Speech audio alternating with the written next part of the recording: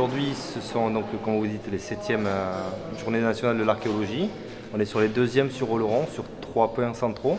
Principalement l'église Saint-Pierre avec des animations autour de la poterie et d'un bac de fouilles pour les enfants et les adultes. Et ensuite, nous avons la maison du patrimoine avec une exposition temporaire sur des photos de fouilles sur Oloron-Sainte-Marie. Et ensuite, la tour de Grède où il y a une petite démonstration sur l'archéologie du bâti et en même temps l'historique de la tour de Grède.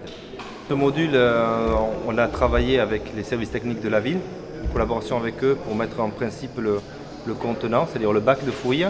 Et ensuite, nous avons voulu présenter aux gens le genre de structure, comme on dit en archéologie, que les archéologues ont pu fouiller sur Oloron. Donc ils ont à leur possession des truelles, des pinceaux et des pelles. Et on leur apprend les rudiments de l'archéologie basique, c'est-à-dire la fouille, l'enregistrement, le dessin, bien différencier le matériel, la céramique, le caillou. Et donc on leur montre vraiment petit à petit les petits gestes pour ne pas abîmer, pour bien comprendre ce que l'on fouille. Les jeunes sont très intéressés à trouver les objets, mais malgré tout, en fait, il n'y a pas que les jeunes, il y a aussi les parents qui s'y mettent, parce que les parents fouillent eux aussi, parce qu'ils veulent comprendre. Ils apprennent d'eux-mêmes à faire des enregistrements et ils expliquent aussi bien aux enfants comment fouiller. Mais les parents aiment bien aussi regarder un petit peu comment il faut travailler. On a construit un projet autour de comment étaient fabriqués les pots gallo-romains qu'on trouve sur Oloron. Donc on est parti sur une première base de données, c'est-à-dire le tour à bâton, qui est le tour principal que l'on trouve à la période antique.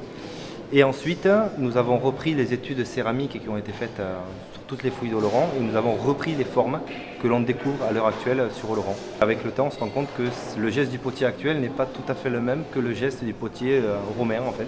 C'est une autre appréhension de l'argile en fait. Le travail de l'argile est différent comparé à ce qu'un potier peut faire sur un tour électrique où la vitesse est régulière. Là, c'est alterné vu que c'est tourné avec un bâton. Il arrive au moment où l'inertie s'arrête. Donc il faut relancer, donc c'est une autre approche du mouvement au niveau de la céramique.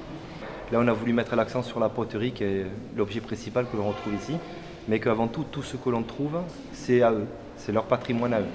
C'est vrai que je trouve ça assez sympathique l'approche du public, justement de pouvoir échanger avec le public leurs idées, leur appréhension, la peur qu'ils ont de l'archéologie qui n'est pas fondée systématiquement. Et puis voilà, moi étant Oloronnais, ça me fait plaisir de pouvoir apprendre des choses aux autres Oloronnais.